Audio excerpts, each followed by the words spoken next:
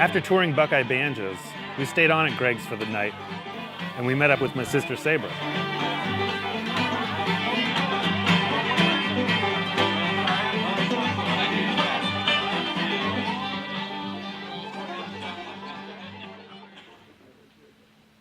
The real reason why I asked you here today is this conversation I think we talked about before is, how did you and I, two Mexican-American, second-generation Mexican-Americans from the Los Angeles area, find ourselves pretty deeply steeped in the old-time world? You yourself living here in Virginia now and like playing music with Southerners or Virginians or folks on this side, and myself playing in Los Angeles with some transplants from here, but really just playing like on the West Coast.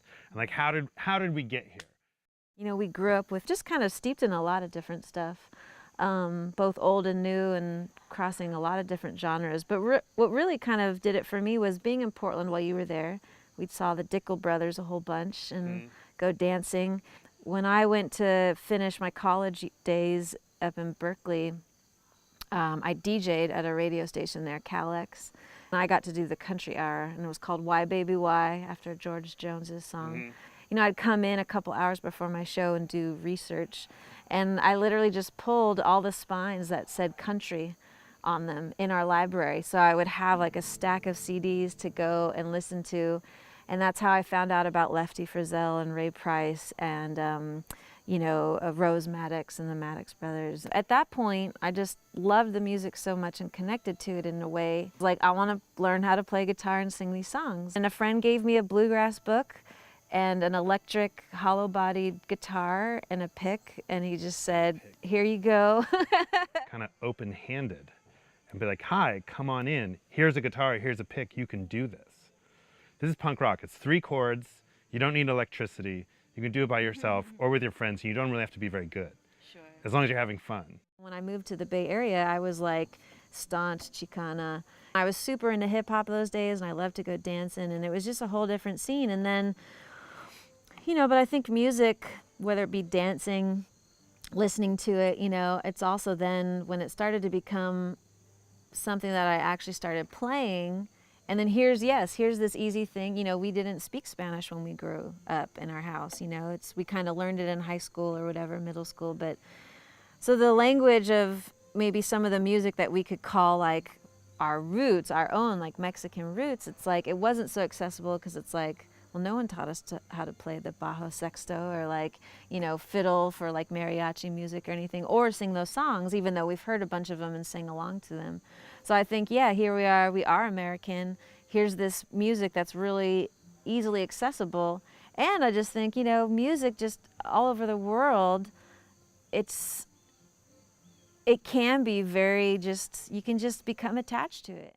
This is a song from the Carter family. It's called Lonesome Pine Special, or Take Me Back to Texas.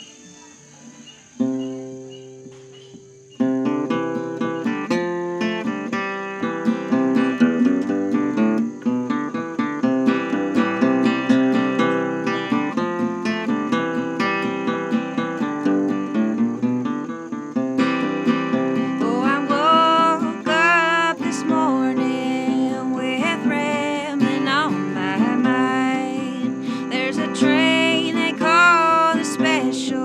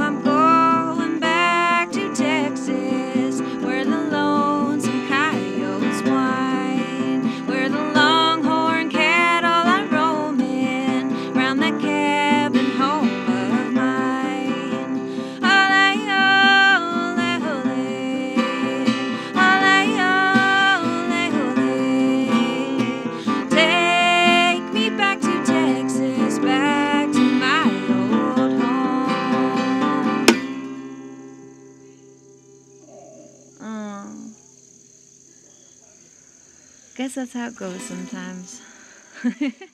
There was a lot of leftover food after the party, so we ended up cooking up a venison mac and cheese using our grandmother's recipe.